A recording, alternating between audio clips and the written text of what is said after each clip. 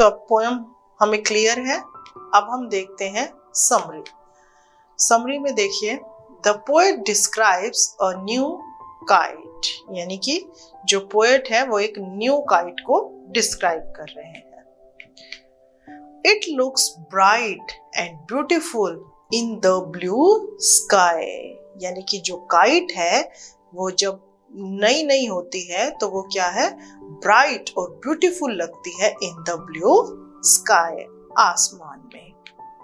First the kite appears to dive and take a turn with its tail. First यानी कि जब हम बिल्कुल शुरू में नई नई पतंग उड़ाते हैं तो जो पतंग है वो क्या करती है, अपीयर्स टू डाइव, ऐसे लग रही है कि जैसे डाइव कर रही हो आसमान में, and take a turn with its tail, और अपनी जो उसकी टेल होती है उसके साथ टर्न, इधर उधर मुड़ रही होती है। Then suddenly the kite rises up high like a ship with sail cloth. क्या मीनिंग है? Then suddenly अचानक जो काइट है वो क्या करती है, rises up high, एकदम से ऊपर उड़ जाती है, like a ship, ship यानी एक जहाज की तरह, with sail cloth, जैसे कि जो जहाज होता है उसमें एक सेल, वो जो कपड़ा होता है जो हवा को रोकता है और शिप जो है तेजी से चलता है, उसी तरह से जो काइट है उसमें जो उसकी एक स्ट्रिंग होती है वो सेल की तरह होती है जो पतंग को राइज अप हाई यानी कि आसमान में ऊंचा उड़ा देती है। The kite has only one sail of string. Kite में क्या होती है, one sail of string, जो एक काइट के नीचे एक स्ट्रिंग होती है उसको क्या कहते हैं, cell. It rides over the strong winds and climbs their top like a ship. It rides over the strong wind, यानी कि जब तेज हवाएं चलती है तो ये क्या करती है, climbs their top like a ship.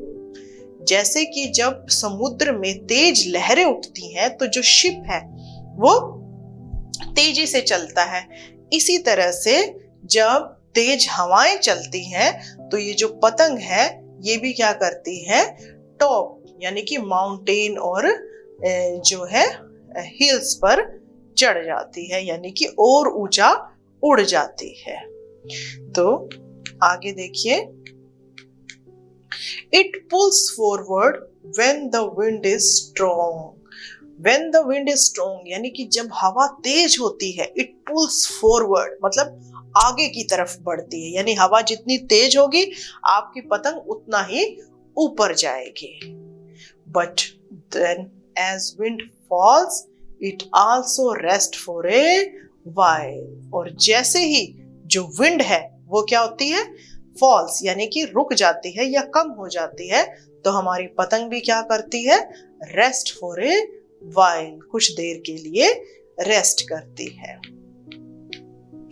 Then again new wind fills its wings and kite again soars high into the sky. यानी कि then again मतलब फिर से एक न्यू विंड, एक नई हवा आती है तेजी से, fill its wings जो हमारी पतंग को पंख दे देती है, and kite again soars high into the skies, और पतंग क्या करती है, फिर से आसमान में ऊंचा उड़ जाती है।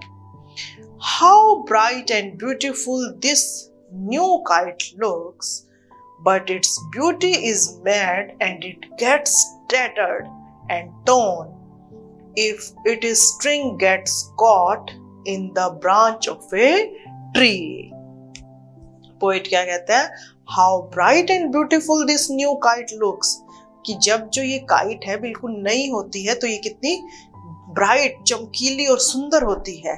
Its beauty is mad, mad means धुंधली हो जाती है, लेकिन इसकी सुंदरता जो है धुंधली हो जाती है मतलब खराब हो जाती है। And it gets tattered, tattered and torn means फट जाती है पतंग। When its string gets caught, जब इसकी जो स्ट्रिंग है जिससे कि हम पतंग उड़ाते हैं, जो उसकी डोर है वो क्या है, जब वो कहाँ फंस जाती है, in the branch of a tree, यानी कि जब पतंग की डोर किसी पेड़ में फंस जाती है तो उसकी बेचारे की हालत बहुत बुरी हो जाती है।